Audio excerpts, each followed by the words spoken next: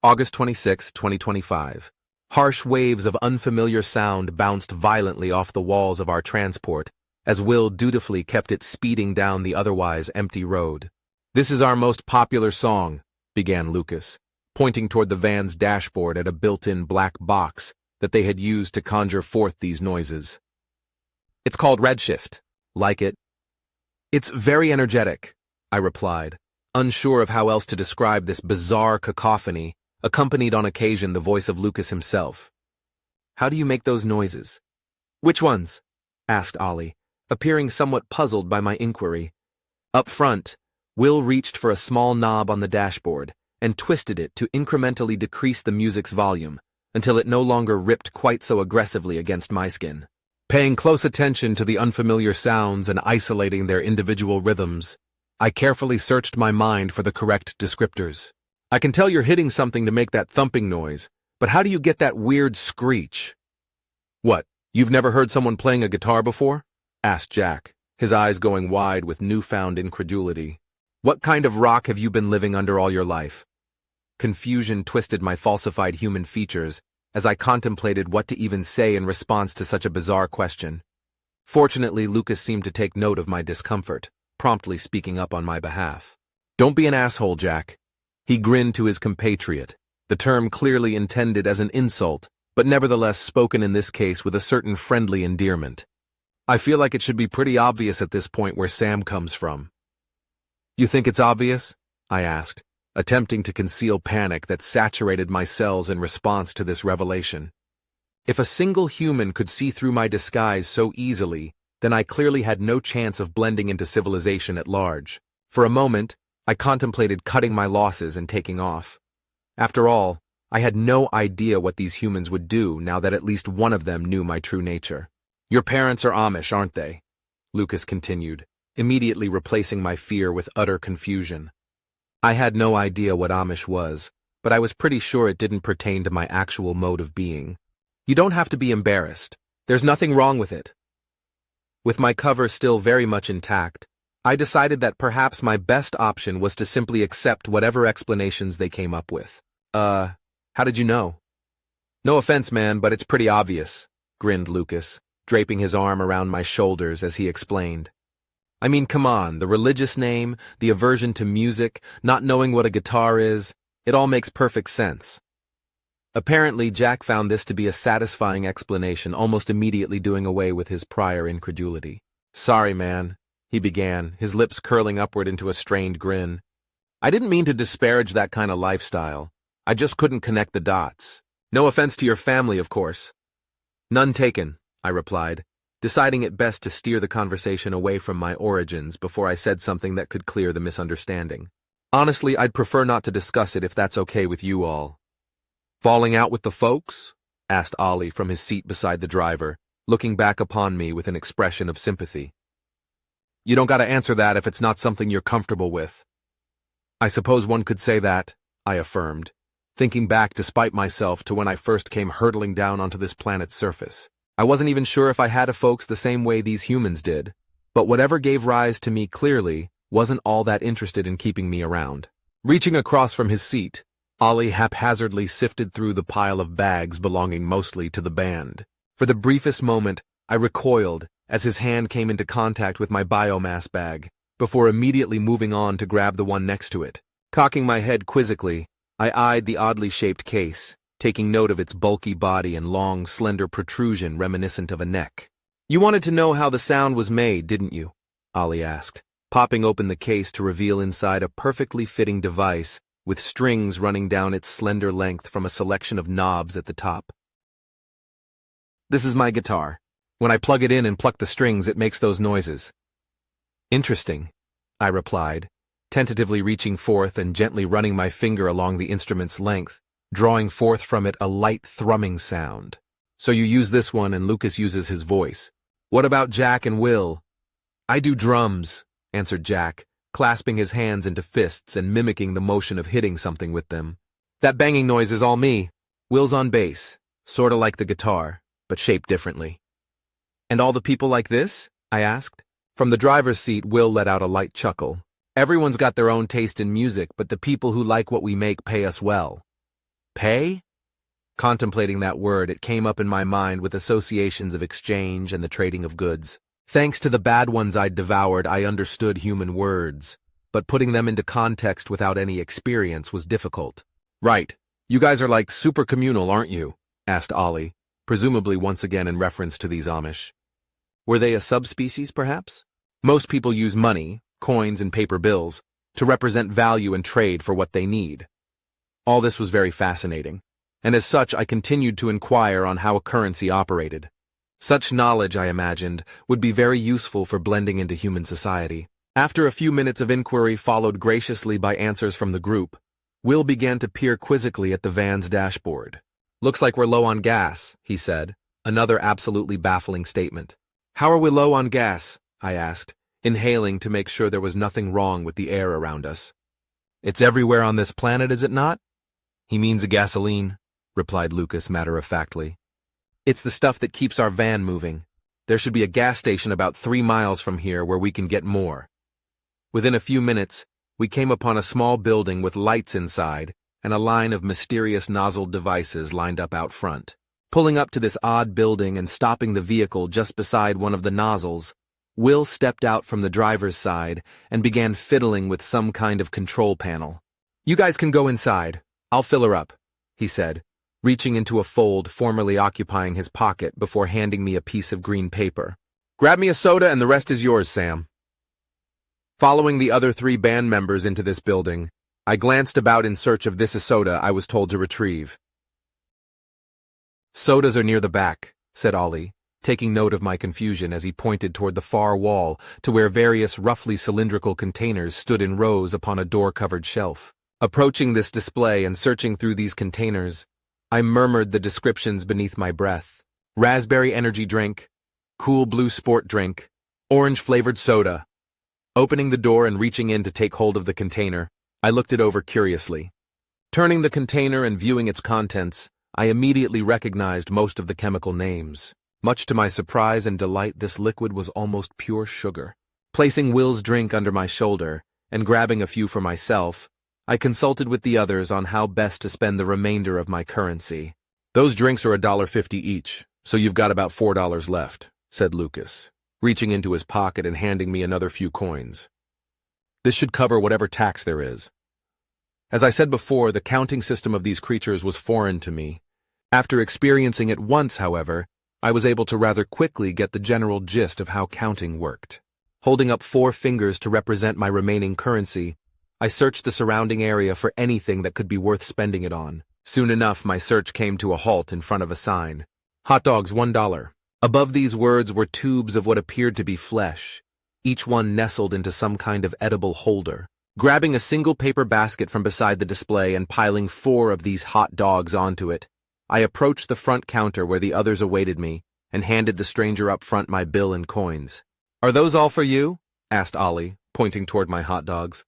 I intend them to be. I shrugged before turning toward him and generously holding out the basket. Would you like one?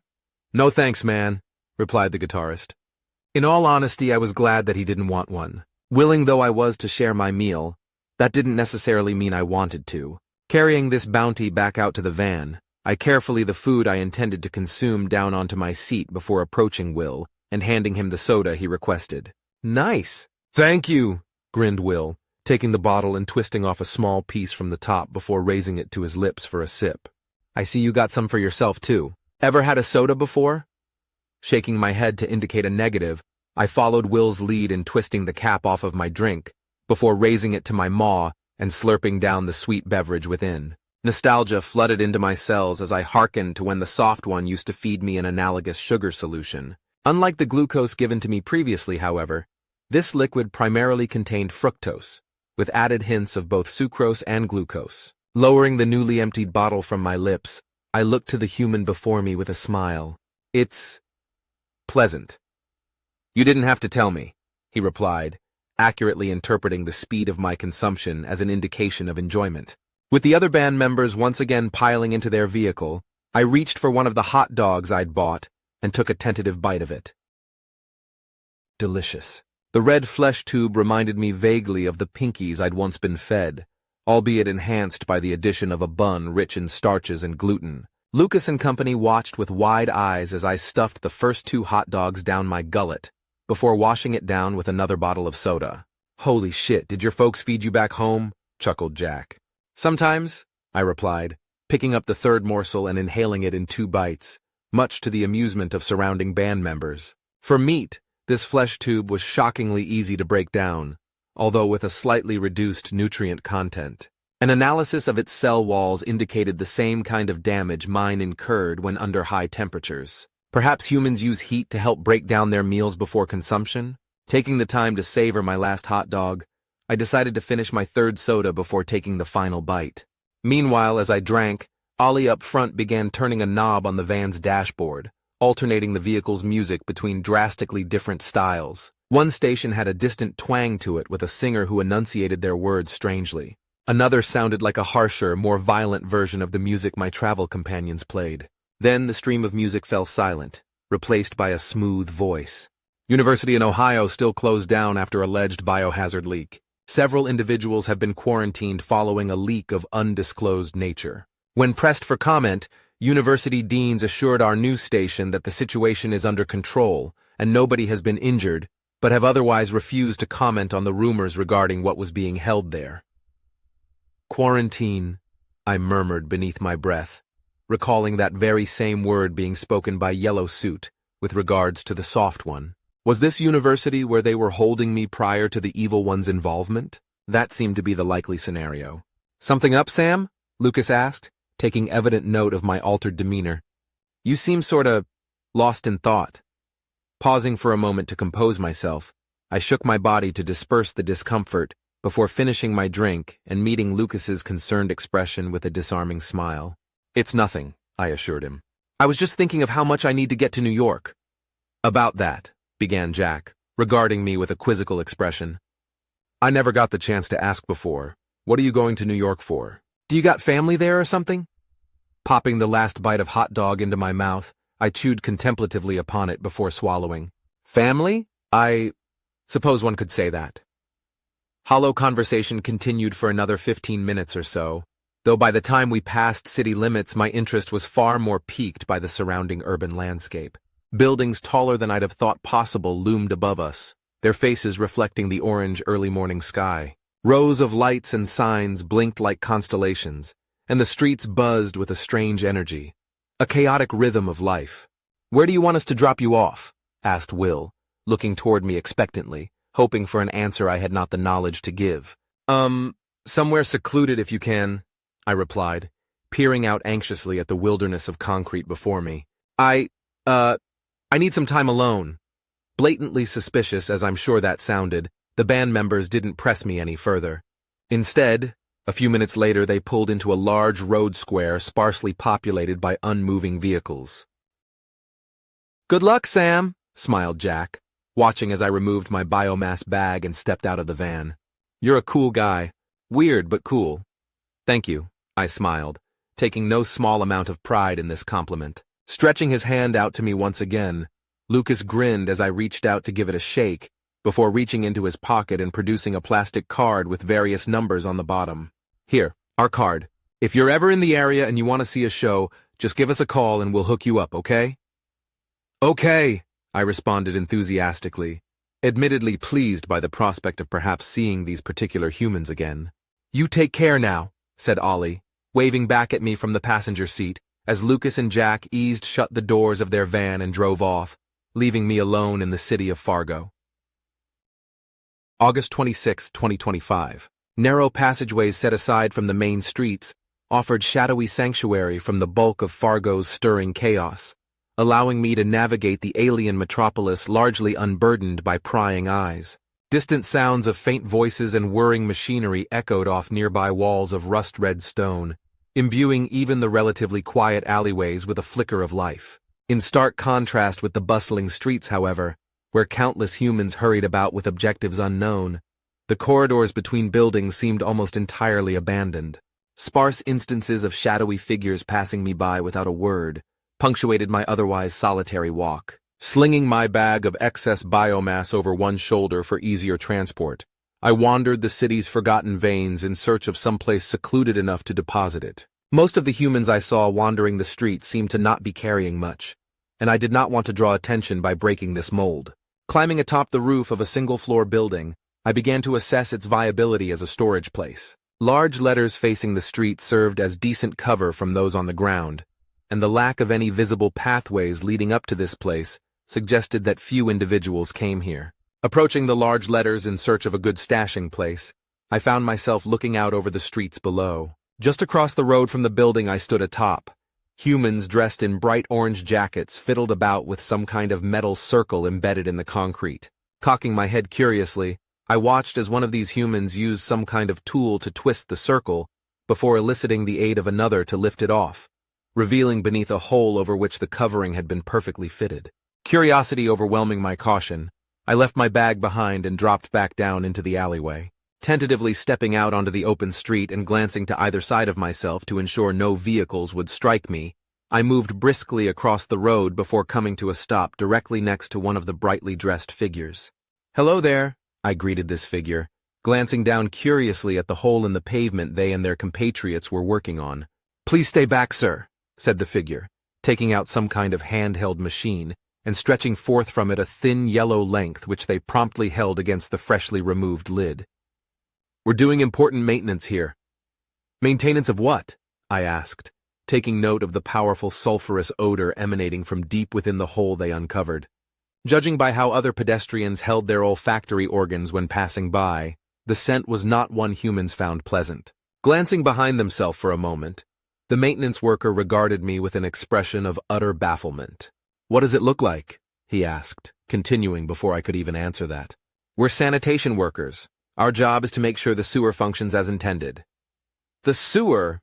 I repeated quizzically, searching my borrowed memories for a definition. "You mean the place where all the waste goes, right?" "Yeah, that's sewer," replied a second worker, gesturing for me to step out of the way as they retrieved a box positioned at my feet. With my hypothesis confirmed, an idea began to form within my mind.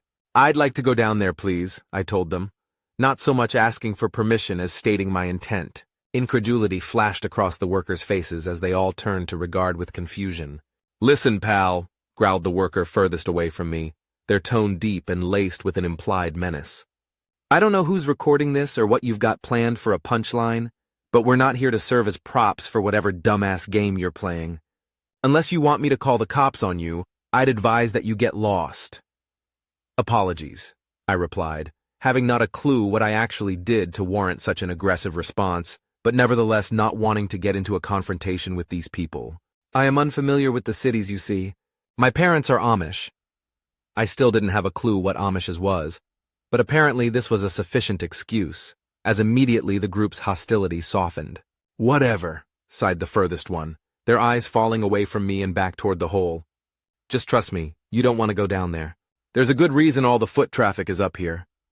"Perfect," I replied, backing away from them and nearly getting hit by one of the humans' vehicles, as I once again crossed the road before ducking back into a nearby alleyway.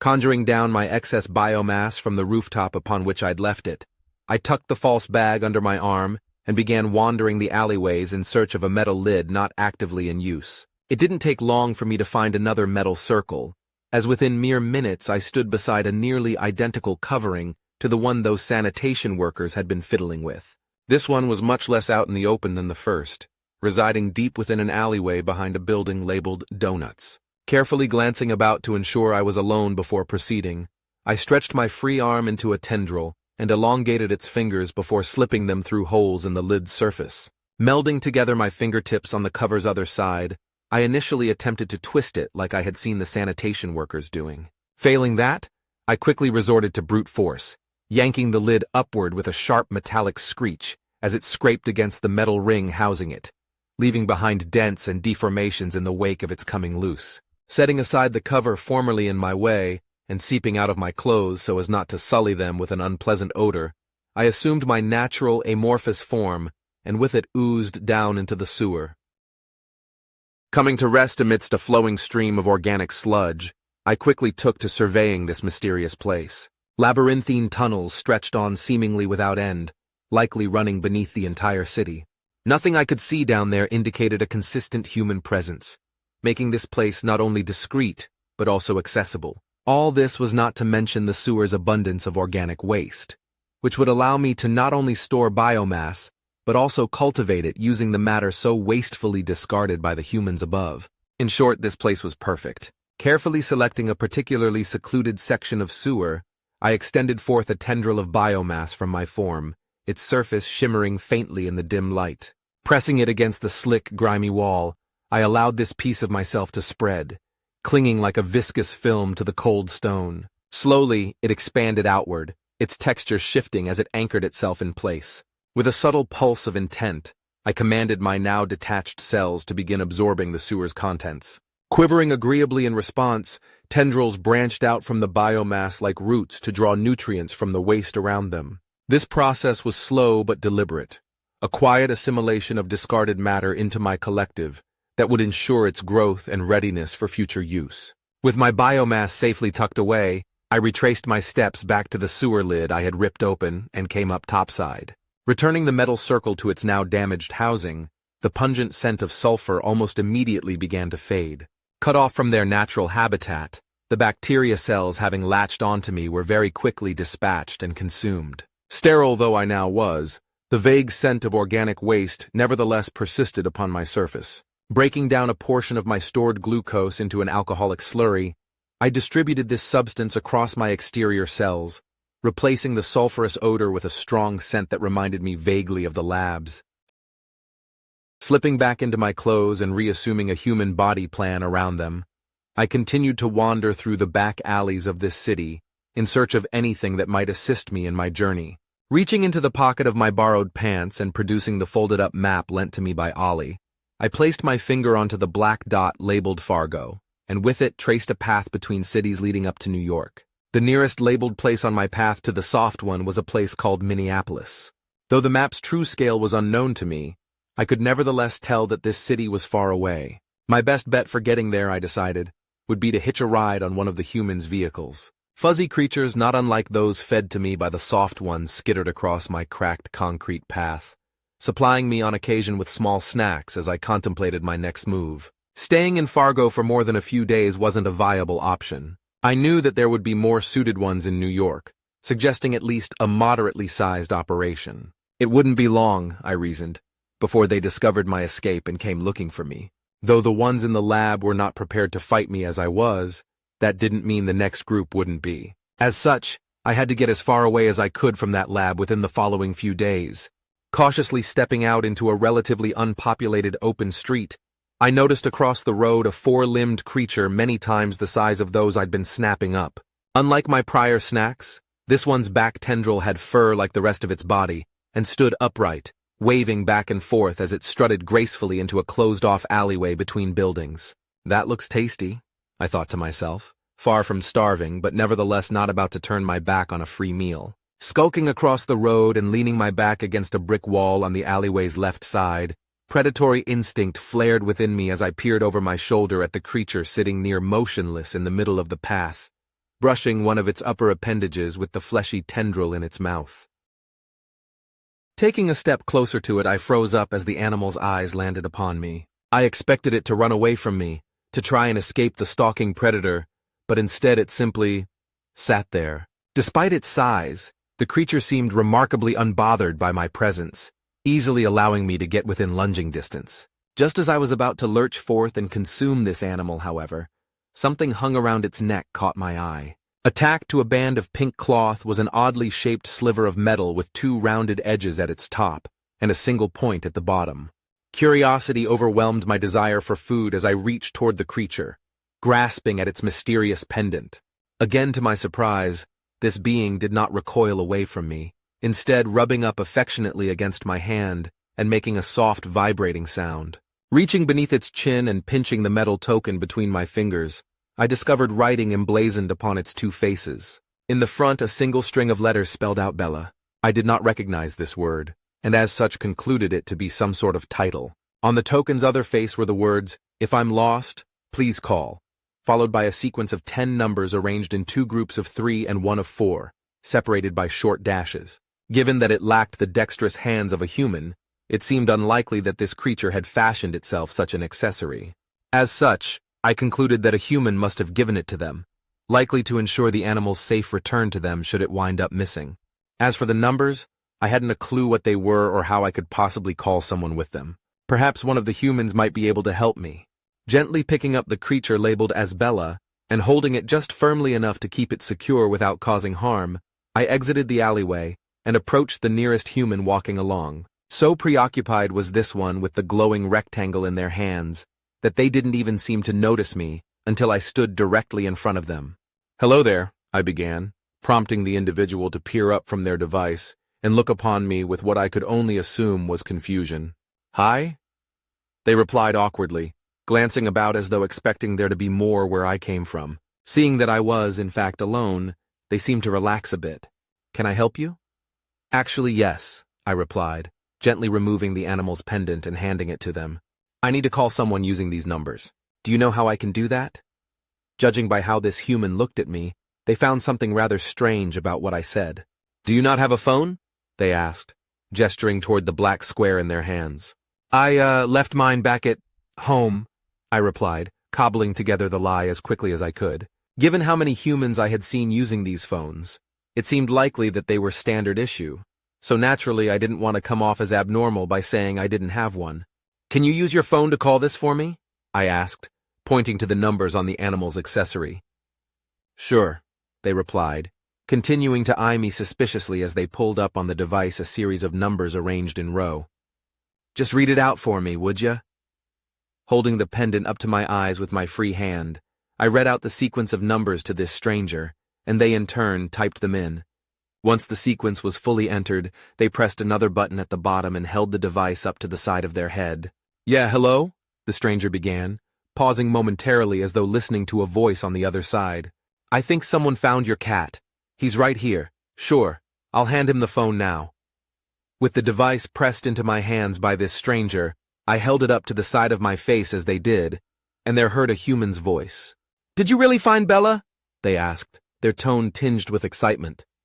"Yes," I replied, doing my best to keep a firm yet gentle grip on the creature as it wriggled about in my grasp. "I found your cat." "Oh, thank God," the voice chuckled, seemingly in relief. "Where are you? I can come pick her up."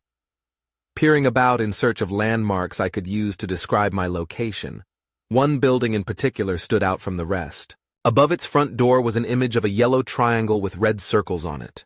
"I'm on the same street as the rhombus guys." "You mean the pizza place?" asked the voice in reply.